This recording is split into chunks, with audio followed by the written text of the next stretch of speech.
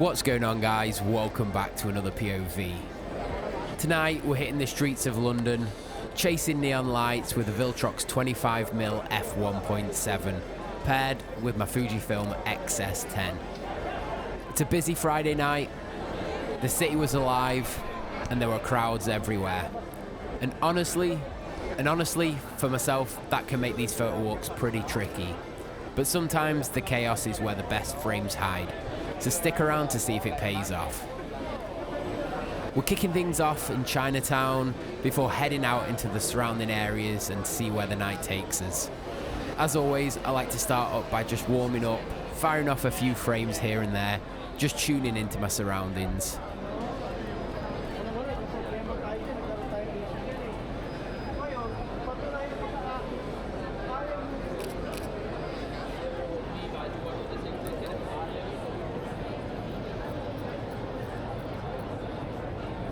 Lately, I've been enjoying coming back to some familiar spots, but with different focal lengths. It's crazy how much the lens changes the way you see, how you move, and how you frame. I'm curious to know, what's your favourite focal length? Let me know in the comments.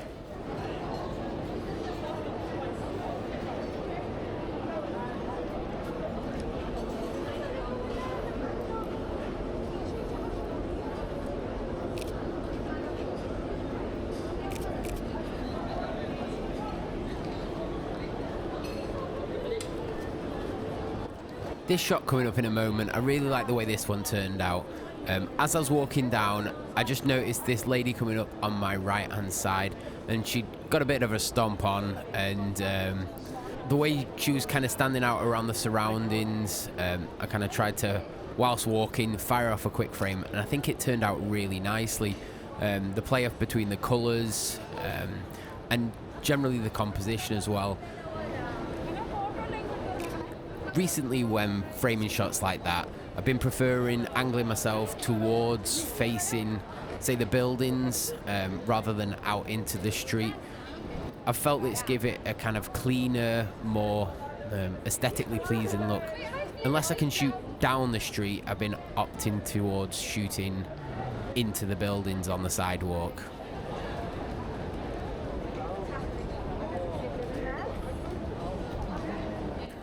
Walking down, noticed this corner here with all these lights on, and I thought it'd be rude not to take a quick shot here. One thing I do kind of wish I'd done was probably get down a little bit lower, minimize some of the floor in the shot, and show more of the building above the subjects reading the menu. I really like these shots here, this guy's hat through the window, the way that he was being illuminated by all the lighting inside the restaurant. It was kind of cool with the framing of the window itself, but then the hat just kind of being this really strong focal anchor in the image. As I briefly touched on before, I've been enjoying coming back to some familiar spots, but I was really eager to try and get out and venture out a little bit more and see some more of the surroundings that were locally. So obviously, if you're a familiar viewer of the channel, you'll notice the next place that we're going to is somewhere I've stopped off quite regularly. But I kind of had no intentions of ending up here, so I stayed because it's always a great place to go, but I did try and move on quite quickly to, like I say, venture out a little bit further and head to some new places. Earlier I touched on how I wished I'd got a little lower with some of the shots that I was taking. So here you can see a perfect example of that in the way that just getting that little bit lower to the ground, how it can completely change the feel and the look of an image, giving you more opportunity to point the camera up a little bit more, show a little bit more of the scene, a bit more of the surroundings, especially using something a little bit wider like this Viltrox 25mm. It just helps tell a little bit more of the story opposed to kind of honing in on just a singular detail, and also not filling the frame full of just the road that's covered in chewing gum, because you know we'd all be photoshopping that out if we were posting it to Instagram. And you can't tell me that you wouldn't, because we all know that we would be doing it.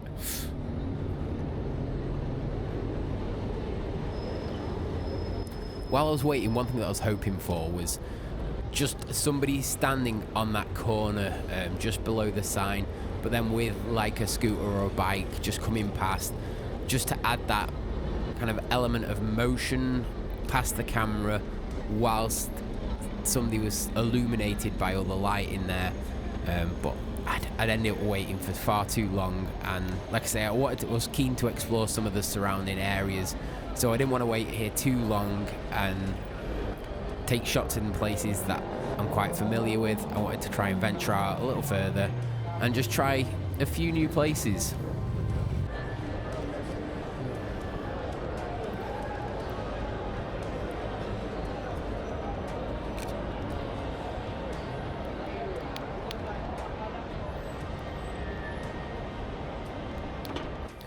There's definitely an allure of this corner here because I always seem to be ending up back, but this is something that you can use to help frame individual subjects or isolated subjects, and that is getting closer to walls, windows, just to use that wall to block off a lot of the scene, and it cleans it up and uses it as a leading line towards that subject at the end. And in the instance there we just saw, because I was close to all of those shop entrances on the left and I was framing my subject dead center of the frame, by being close to those, it kind of simplified their visual appearance, so it made that side less distracting than if I was positioned further out.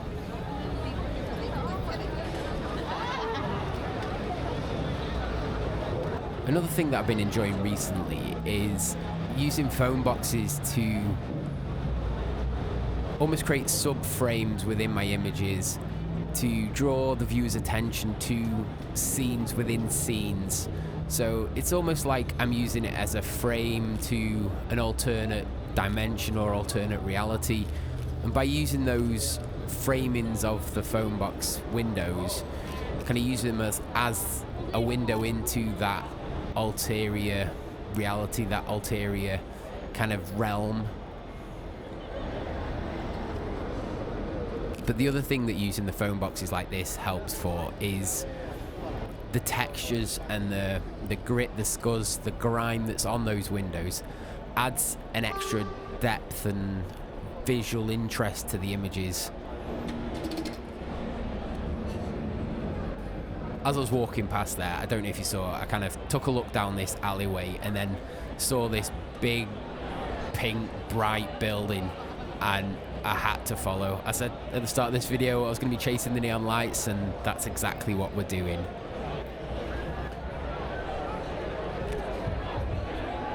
Something that I've been trying a bit more to help with kind of busy surroundings, or when it's a little bit more busier than I'd like, I've been trying to shoot a little bit more from the hip, so you get more candid, imperfect and unpredictable moments. And sometimes, from what I've found so far, is these shots have told a bit more of a story. It's like that perfectly imperfect nature to them. I'm still trying to figure it out, but that's half of the fun.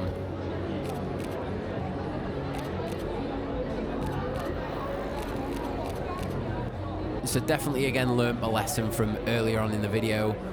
Crouching down, getting low, trying to maximize that kind of sense of perspective, using those layers with the bikes and the cars and stuff going through the frame, but just kind of capturing everything that was happening on that little busy corner there.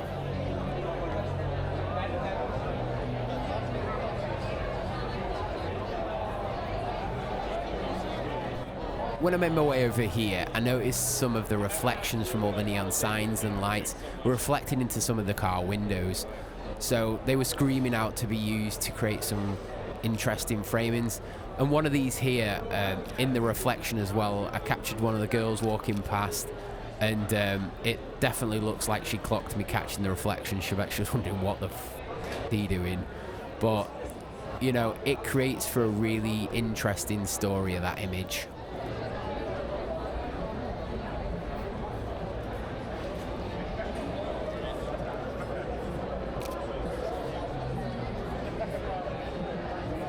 If you're ever out and about in London on a photo walk, especially at night, this is one place that never fails to disappoint. I wanted to try and create here using a similar concept before with the neon light reflections. With that car being parked directly outside here, I wanted to use the windscreen to get some of those reflections of those two neon signs in the window, but then also catching the guy that was smoking outside. It just created multiple layers to the image that I personally found really interesting.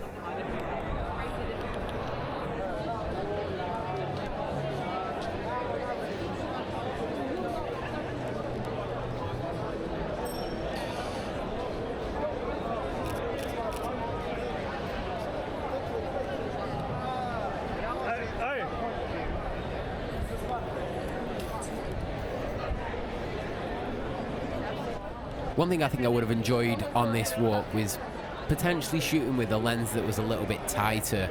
I really enjoyed the Viltrox 25mm on this walk, but in some of the instances with how busy it was, it kind of, for me personally, showed too much of the scene, and at the minute I'm kind of not comfortable or confident enough to kind of get right up in people's faces. So I wonder if something that was a little bit tighter would have allowed me to focus a little bit more on the details as going on. Maybe some shots of the table there as I was walking past. But yeah, on the 25mm, I was just capturing a lot of the scene, if you will, and less of those details that potentially I would have normally gravitated towards. So it's definitely been a challenge trying to get used to shooting with something a little bit wider.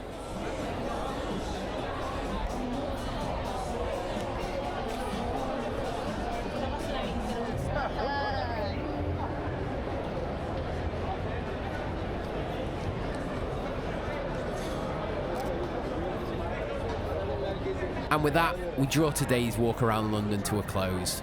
I hope you've enjoyed tagging along. Drop a comment, hit a like if you've enjoyed the video, and subscribe for more street photography photo walks. Check out the channel memberships if you want to support and help the channel grow. And next time, we're heading out back on the streets of London for some more urban scenes, so don't miss it. And with all that said and done, I'll catch you in the next one.